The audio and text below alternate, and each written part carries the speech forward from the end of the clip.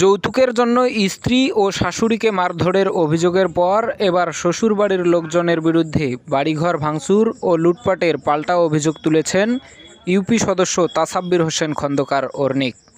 গত দুদিন আগে ফকিরপাড়া ইউনিয়ন পরিষদের ৪ নং ওয়ার্ডের ইউপি সদস্য তাসাব্বির হোসেন খন্দকার অর্ণিকের বিরুদ্ধে যৌতুকের দাবিতে স্ত্রীকে মারধরের ঘটনায় তাকে বাঁচাতে গেলে অসুস্থ শাশুড়ির উপর হামলার অভিযোগ তোলেন অর্ণিক খন্দকারের প্রথম স্ত্রী সুলতানা খাতুন। সে ঘটনায় ইউপি সদস্য তাসাব্বির হোসেন খন্দকার অর্ণিক ও তার মাকে অভিযুক্ত করে হাতীবান্ধা থানায় একটি লিখিত অভিযোগ দেন তিনি। ঘটনার দুদিন পর প্রথম স্ত্রী সুলতানা খাতুন ও তার বাবা আমির হোসেনের নামে বাড়িঘর ভাঙচুর ও অর্থ লুটপাটের অভিযোগ তোলেন ইউপি সদস্য তাসাব্বির হোসেন খন্দকার অর্ণিক।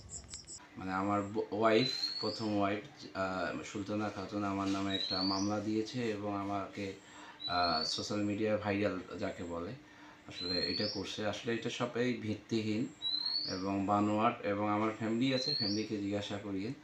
এবং সে যদি আসলে সন্তানের ভবিষ্যতের কথা ভাবতো, সে যদি আসলে স্বামী স্ত্রী প্রতিটা মানুষের ঝগড়া বিভেদ হয়, তো আমার অভিভাবক আছে, আমার পরিবারের অনেক মানুষ আছে, তাদেরকে না জেনে কার বুদ্ধি বা আমার ফ্যামিলিরও কিছু বুদ্ধি আছে, বুদ্ধি নিয়ে থানা গেছে, আমাকে হেয় প্রতিপন্ন করেছে। তো আমার বাচ্চার যদি ভবিষ্যতের দিক দেখতো তাহলে এই ধরনের কার্যকলাপ করতো না। পরশুদিন যে ঘটনা ঘটছে সেটা হলো জিডি করার পর এসে প্ল্যানিংভাবে আমার বাসায় আমার মা যেটা বলল, এসে কাপড় চোপড়, আমার 2 লাখ টাকা ছিল এবং তিন ভরি স্বর্ণ ছিল, এই স্বর্ণ সহ নিয়ে এখান থেকে সব থেকে চলে গেছে।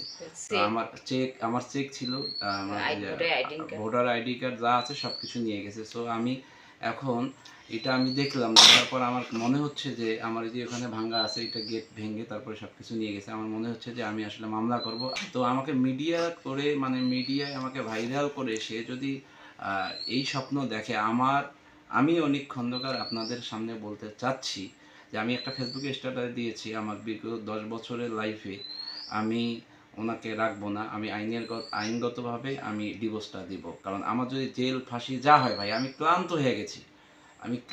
আমার কোনো শান্তি, কোনো সুখ, আমার মা আছে, আমি বাসায় আসলে আমার পর্যন্ত ঘুম, আমার চেহারায় টেনশনে আমার চেহারা, শুধুমাত্র আমি ছেলে মেয়ের ভবিষ্যতের দিকে দেখে আমি সব কিছু মাফ করে দিয়েছি। আমার শ্বশুর শাশুড়ি বা আমার শালা এইরকমভাবে প্ল্যান করে আসছে। আমি তো আসলে সেদিন ছিল কিন্তু আমাদের ইউনো অফিসে একটা মিটিং ছিল, আপনারা জানেন কি না, সানিয়া জানার গড্ডিবাড়ি। আমি ইউনো ছাড়াও ওখানে উপস্থিত ছিল, আমি ওখানেই ছিলাম। গত বৃহস্পতিবার আমার ছেলে আর ছেলের বউ ঘরের মধ্যে কথা কাটাকাটি হয়েছে। আমি তো সেটা জানি না, আমি বাহিরে ছিলাম।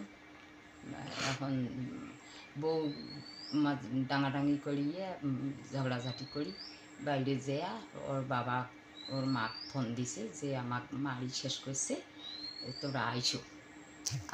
ওরা আসিয়ে আমি হুট করি সেলা বাইরে বেড়াইয়া গেটের দাঁড়িয়ে দেখিয়ে ওরা সেলা আমি বললাম যে তোমাকে বলছে আসতে, তা আমার কোনো কইলে সোজায় আসি ঘর ঢুকিয়ে, তো ওই যে তর্কাতর্কি এক স্যান্ডেল তুলছে মারবে, ঝাড়ু নিছে না কি, ঝাড়ু নিছে বলে মারবে, আমি তো দেখি নাই।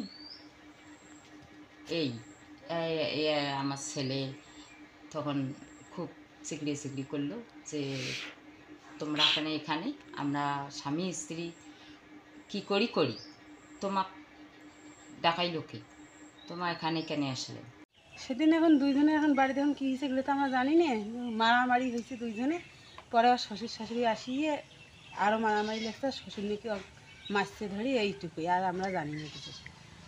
ওর শ্বশুর শাশুড়ি আসিয়া এখানে খুব ব্যবহার আচার খারাপ করছে, তার টাকার জন্যে, যৌতুকের জন্যে খুব চিল্লি করছে। ও তো যৌতুকের টাকা কিছু পায় না, আর এখানে লেখি দিছে বলে যৌতুকের টাকার জন্যে আমার বউকে খুব নির্যাতন করছে। কিছু কথা বলার কারণে ওর বউ রাগ করে বাড়ি দিয়েছে। বাড়ির থেকে যেয়া আবার দুপুরবেলা আসছে, 12টার সময় আসিয়া কাপড় চোপড়, ব্যাংকের চেক, টাকা পয়সা নিয়ে এইখান থেকে নিয়ে চলে গেছে। আসিয়া খুব একটু ব্যবহার আচার খারাপ করছে।